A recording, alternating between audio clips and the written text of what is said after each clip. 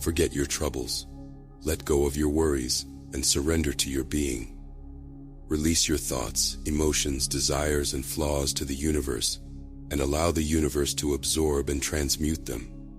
Focus on the screen of your life. Observe the images of pain, tears, and sorrow, but do not identify with them. You are the screen, projecting these images. Birth, karma, reincarnation, death are all illusions. You cannot die if you were never born. Consciousness is your true self. The world and yourself may challenge and distort that reality, but you are and will always be the ultimate reality. Do not succumb to boredom, for boredom is the beginning of war, as people seek escape from themselves. Spiritual healing can bring relief, but it is unnecessary when you know who you are. You are pure consciousness, and pure consciousness cannot be harmed or healed. What's remarkable is that the real world is far more mysterious and wondrous than we could ever imagine. In the real world, there aren't any things or events as we usually conceive of them. Rather, it is a miraculous system of wiggles and vibrations, a constantly changing flux of energy that defies easy categorization. In fact, meditation is a way to transcend the illusion of separateness and experience our fundamental unity with the whole universe. To achieve this state of unity, we must first learn to quiet the incessant chatter of our minds.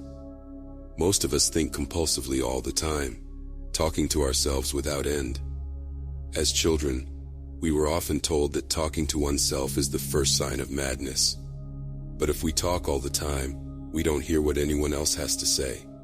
Similarly, if we think all the time, we don't have anything to think about except our own thoughts. We become trapped in the world of symbols, cut off from reality itself. Only when the mind falls silent, when the incessant thinking ceases, can we truly grasp the concept of eternal life in the present moment. In the silence of the mind, remarkable absences reveal themselves. The past dissolves, and the future vanishes. We are left with a pure and profound awareness of the present. These insights are echoed in the teachings of Jesus, urging us to contemplate the lilies of the field, to let go of worries about tomorrow. But these teachings often go unheeded, as we believe they apply only to a privileged few. The truth is that you, as you conceive yourself to be, do not exist. The ego, the image you hold of yourself, is an abstraction devoid of true substance, and in realizing this you find liberation. The illusion of the victimized ego, pushed around by fate, dissolves. Simultaneously, the illusion of the ego that controls fate also evaporates. In this awakening, we discover the unfolding, the essence of existence. By relinquishing the ego, by embracing our inherent impermanence and recognizing the illusion of a separate self, we are reborn. We become one with everything. Consider those who live solely for retirement, stowing away their savings with the intention of enjoying life once they reach a certain age. Yet, when that age arrives, they find themselves depleted of energy and vitality. They become impotent in their pursuits and join communities of aging individuals, their dreams fading away. We have deceived ourselves throughout this journey, for we have misconstrued life as a pilgrimage with a serious purpose at the end. We believed that the sole objective was to reach that destination, be it success, heaven, or something else entirely. From a very young age, we experience negativity and pain, and a part of that stays with us. Over time, this accumulation of pain can become a monster within us, which can be called the body of pain. This monster can be active all the time in some people, while in others, it can be triggered by certain words or events. For instance, have you ever said something seemingly innocuous to someone, only to have them react with anger or even violence? Or have you had your day ruined by someone's words, feeling depressed or angry for hours on end? If your emotional reaction is much stronger than the event or words that triggered it, then you are likely dealing with the body of pain. But this body of pain is not you. It's a separate entity that lives within you and feeds on your attention. It tries to identify itself as you, but it's just part of your ego, a false identity created based on external experiences. The key is to catch it before it takes control. The source is the only thing that is real, and you are that. But you may not believe it. You may prefer to keep playing in the world, ignoring the idea that the self is the only problem you truly have. But remember that the thought of the self is a dream. Being conscious means being free from conflict and unnecessary suffering that we create ourselves. Our mind, when not observed, controls our life and causes suffering in different ways, such as non-acceptance, resistance, negativity, and judgment. The intensity of our suffering depends on how much we resist the present moment and how strongly we identify ourselves with our mind. The ego seeks to deny the now and escape from it because it cannot function or stay in control without time, which includes past and future. Time and mind are inseparable, and we need them to function in this world. However, if we let them take over our lives, they cause dysfunction, pain, and sadness. Our true nature, which is inseparable from the now, gets obscured by the mind, and the residue of the past accumulates in the collective human mind, causing more pain and suffering. To avoid creating more pain for ourselves and others, we need to live in the present moment and not waste time living in the ego. Make the now the primary focus of your life, and only visit the past or future briefly when necessary for practical matters. It's insane to resist or oppose something that already is, such as life itself, which is always now. Surrendering to what it is and saying yes to life will work in your favor and never against you.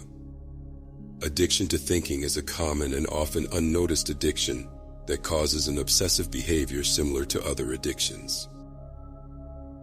The mind can be likened to the ocean, where in its depths it is tranquil and serene, but on the surface it is turbulent and agitated. In the depth of the mind lies our true being, the essence of all things, the energy of which we are all a part. This being is the whole, the Tao, the absolute reality, pure consciousness, or what some call God. On the other hand, the surface of the mind is the ego, which arises when we identify ourselves with our physical, mental, and emotional selves. This false sense of self feels separate from others and operates on mental concepts and conditioned patterns imposed by family, society, and culture. It is a fictional character created by identifying with our thoughts, physical body, the world around us, and our personal history. At birth, we are given a name and our minds are programmed through education and social and cultural systems, creating a conceptual being that does not truly exist. Our true nature, the being, is free of concepts, conditioning, ideas, and thoughts. It is the absolute reality, pure consciousness, and the space from which the manifestation of the entire world arises. Living from the ego means identifying solely with our thoughts and believing that what we perceive is reality. This leads to illusions and erroneous perceptions that arise when hidden pains and traumas resurface. In contrast, living in the being means remaining as a conscious presence in the present moment. This vertical dimension is reality, while the horizontal dimension of the mind, with its past and future, is an illusion. The human being lives between these two dimensions, but identifying solely with the mind creates suffering, inner struggle, and resistance. To find true happiness, we must transcend the mind and live in the being. When we are in the being, everything in our life is perfect, and there is no resistance, struggle, suffering, or pain. We understand that everything is right and perfect, and we have inner peace. Many of the difficulties we experience in life are the result of unconsciousness, often created by our own egos. The ego is the unobserved mind that governs our lives when we are not fully present. It perceives itself as separate and disconnected from the world around us, creating patterns of resistance, control, power, and defense to combat our fears and sense of lack. These patterns never truly solve our problems because the ego itself is the problem. When we live in complete acceptance of what is, we end the drama in our lives and live from the being. We no longer create or participate in drama, and negative emotions no longer block the flow of vital energy in our bodies. Many people identify with the drama in their lives and resist the idea of letting it go. However, the end of our drama is also the end of our identification with the ego. Living in complete acceptance of what is requires us to be fully present in the moment and to let go of the constant chatter of the mind. When we achieve this state, we can no longer be drawn into arguments or discussions that are driven by identification with the mind. To discover true happiness, we must shift our attention away from the mind and towards the being. This requires spiritual practice, including daily meditation and self-inquiry. Over time, with consistent practice, we can transcend the mind and attain enlightenment, a state of permanent illumination that remains with us always.